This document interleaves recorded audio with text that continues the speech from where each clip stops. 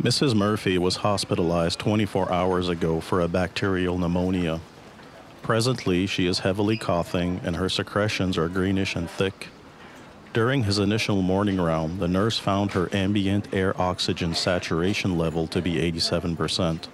Hence, the nurse now needs to administer 2 liters a minute of oxygen by nasal cannula.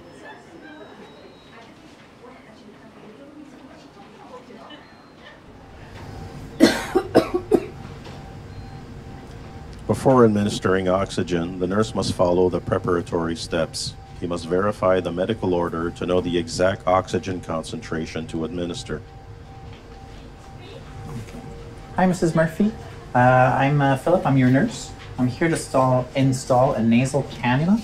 But before we start, can I just confirm your name and date of birth, please? Rose Murphy, July 14, 2001. Okay, perfect. The nurse verifies the client's identification to eliminate the risk of making mistakes.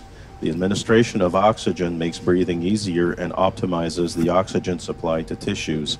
Since oxygen is considered a medication, the 7 rights method must be fully complied with throughout the treatment. Okay, so before we start, let me get you comfortable in the bed.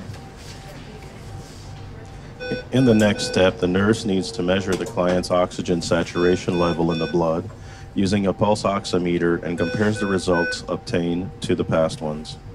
He also conducts a medical exam of the client's respiratory functions in order to detect signs and symptoms of hypoxia. The administration of oxygen by nasal cannula allows to administer a 24 to 25% oxygen concentration at a 2 to 6 minute flow rate. Beyond a 4 liter per minute flow rate, the oxygen needs to be humidified using a specially designed device in order to prevent or ease nasal dryness or discomfort. At a 6 liter per minute flow rate, the client will have a tendency to swallow the oxygen and her oxygen saturation will not increase. In cases where a higher quantity of oxygen needs to be administered, another device will be used. Okay, so can you tell me, have you ever had oxygen therapy before? No, it is not the first time. I had pneumonia once, so this is not new to me. Okay. The nurse verifies the client's level of knowledge regarding the treatment. If it is the first time she will be given oxygen therapy, the nurse will explain the entire procedure before obtaining her full consent to proceed. Placing the client into the semi-Fowler position enables full expansion of the lungs and easier respiration. The nurse will thus raise the head of the bed so the client will be sitting up. When opening the packaging of the nasal cannula, the nurse must make sure it does not touch the floor or any other surface that could contaminate it. The junction between the nasal cannula and the adapter is used to connect it to the oxygen supply located on the wall. The nurse will use an extension whenever needed to grant the client more freedom to move from the hospital bed to a chair and keep the prongs from being dislodged when the client is moving, thus making her more autonomous. An oxygen therapy treatment can be an individual, in other words, adapted to the client's needs, or a collective medical order. To set the oxygen flow rate, the nurse slowly turns on the flow meter. The center of the flow meter ball has to be aligned with the number of liters per minute prescribed.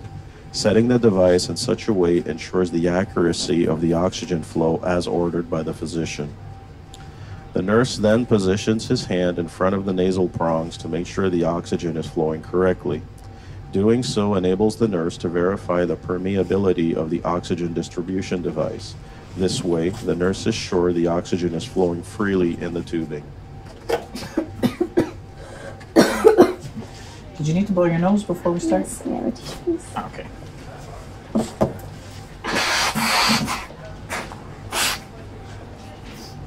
By asking questions to the client, the nurse makes sure the latter's nostrils are free of secretions and that the oxygen will flow freely to the respiratory tract.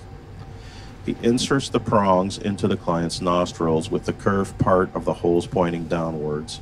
He then adjusts the nasal cannula to the client's morphology. Doing so enables to assure the airtightness of the cannula and prevents oxygen leaks.